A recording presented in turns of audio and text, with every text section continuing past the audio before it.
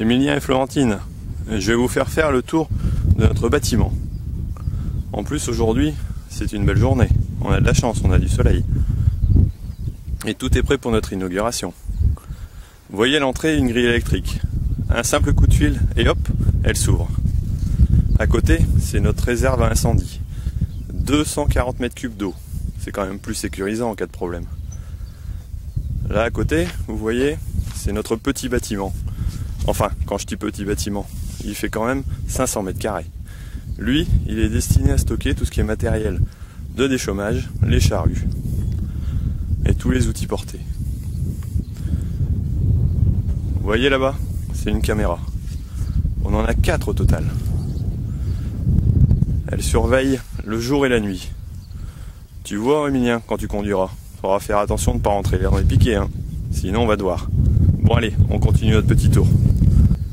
Florentine, tu vois ici, ce sont les outils de désherbage mécanique. Toi qui m'interrogeais sur le bio, voici le matériel qui permet ce type de production. Il y a la RC-trille, la haie rotative, ou encore le désherbeur thermique. Au bout, on a fait une zone de remplissage pour le pulvé. Elle est entièrement étanche.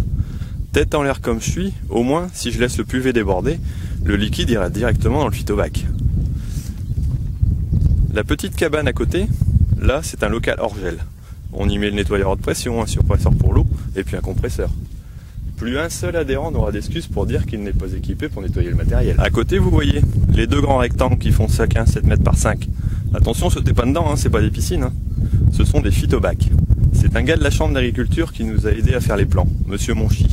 Ils sont super sympas là-bas. Tu vois, le premier phytobac, eh ben, il est opérationnel. On y a mis près de 30 tonnes de mélange de terre végétale et de paille. Ce mélange va aider à décomposer les molécules de produits chimiques que l'on dégage, quand on rince le pulvérisateur par exemple. Un système de bouchons et de vannes permet de diriger l'eau de la plateforme de lavage soit dans le phytobac, soit dans le bac débourbeur. Sur la dalle là-bas, c'est une échelle de nettoyage. La MSA nous a aidé à le financer, entre autres grâce à un contrat de prévention. Le débourbeur, c'est le trou en pente là-bas. Il est destiné à stocker les bouts de lavage de matériel. Au fur et à mesure que l'eau monte, on met des manchons pour que la boue passe pas dans le désuileur, sinon il serait vite bouché. Ce truc-là, on l'a piqué à la CUMA de la Croix-aux-Bois. Ils sont pas bêtes là-bas, tu sais. Vous avez vu les enfants? D'ici, on a une belle vue. Hein. Au fait, je sais pas si je vous ai dit, pour faire le choix du terrain, ça a été galère. Hein. Enfin bref, on regrette rien, ici c'est super. François, il nous a pas roulé sur ce coup-là. Hein. En plus, on a de la surface pour s'agrandir.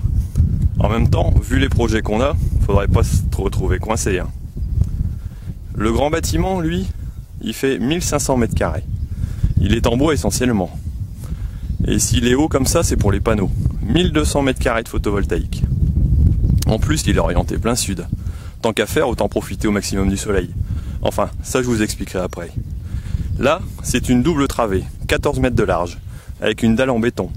Elle peut servir de stockage provisoire pour des pommes de terre, des carottes. On peut même y recevoir des camions complets. C'est super haut. Hein. La dalle extérieure, elle doit servir pour l'installation du matériel de pommes de terre en période d'arrachage. Et voyez, on a fermé l'ensemble du bâtiment avec des filets brise-vent. Sinon, il pleuvait dedans jusqu'au milieu. Allez, on continue. Pour tous ces bâtiments et sur certains matériels, on doit toucher des subventions. Enfin, normal, hein. Quand on se regroupe, c'est bon pour le développement économique de la région. Tiens, en parlant de la région, c'est le conseil régional qui finance 50-50 avec l'État. Enfin, je pense hein, que c'est ça comme ça pour les subventions. Sinon, on demandera à les faire CUMA. Ils doivent savoir, c'est eux qui nous aident dans les dossiers. Heureusement, hein, parce que c'est compliqué. Hein. Bon, ici on arrive à l'atelier.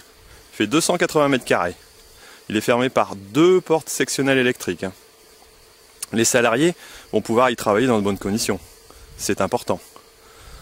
Maintenant, on va aller au fond de l'atelier. On va aller voir le local photovoltaïque. Nous y voici. Une véritable centrale électrique.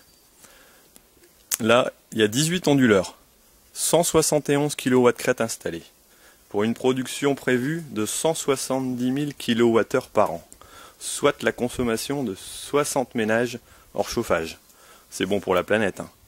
Enfin, il y en a quand même pour 600 000 €. Heureusement qu'on a touché les subventions de l'ADEME. Sans ça, je pense qu'on ne se serait pas lancé.